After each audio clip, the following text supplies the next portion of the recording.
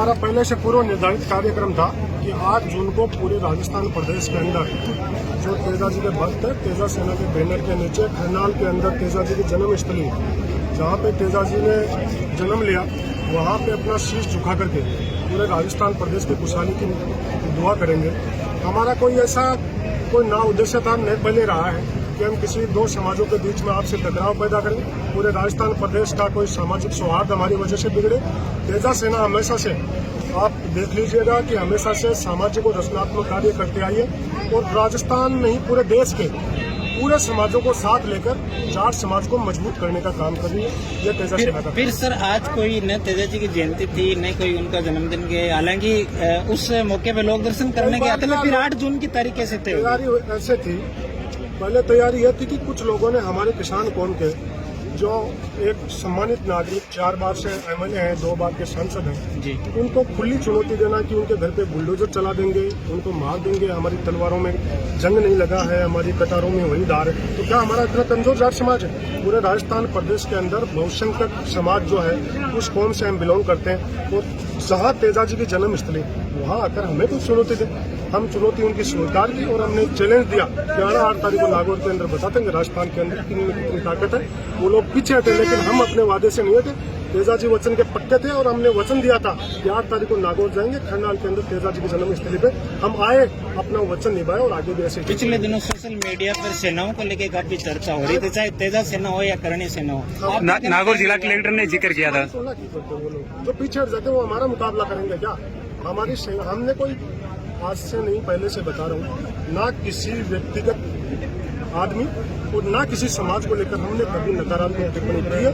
ना हम शुरुआत करते हैं, शुरुआत अगला करता है, फिर उसको पूरा फिनिश करने का काम हम करते हैं। क्योंकि हमारा काम यह है कि तेजा सेना के अंदर बहुत ही पढ़े लिखे शिक्षित युवा जुड़े हुए हैं। समाज के अंतिम छोर तक तबके का बैठा हुआ व्यक्ति कैसे संपन्न हो, पूरे समाज को साथ लेकर कैसे चले और कैसे हम आगे बढ़े, इन मुद्दों पे तेजा सेना। सर एक सवाल ये था कि जिस तरीके से हनुमान बेनीवाल का जो बयान था और उसको जिस तरीके से टारगेट किया, लेकिन राजेंद्र गुड्डा के जो बयान थे वो उनसे भी बहुत आगे थे, लेकिन उनको टारगेट नहीं किया।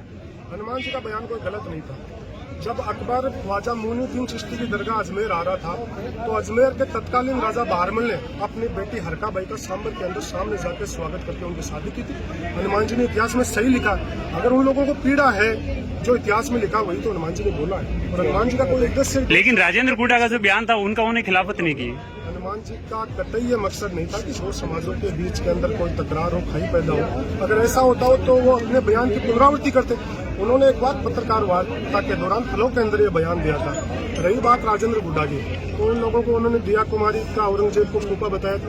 इन लोगों को कुछ करना चाहिए था उन लोगों को, लेकिन इन लोगों की सामंतशाही सोच अभी तक निकली नहीं। जो समाज भी ये कभी ब्राह्मणों से लड़ते हैं, कभी जाटों से लड़ते हैं, कभी दलितों से लड़ते हैं, कभी यादवों से, कभी गुर्जर, कभी मेरा, सबसे लड़ते हैं। ये चाहते हैं हमारे पक्ष में हमारी जो तारीफ करे उनके अनुसार, हमारी जो खिलाफत करेगा उनके अपनी सामंजस्य सोच थोपने की कोशिश करते हैं। पहली बार इनको मुंह की खानी पड़ी है।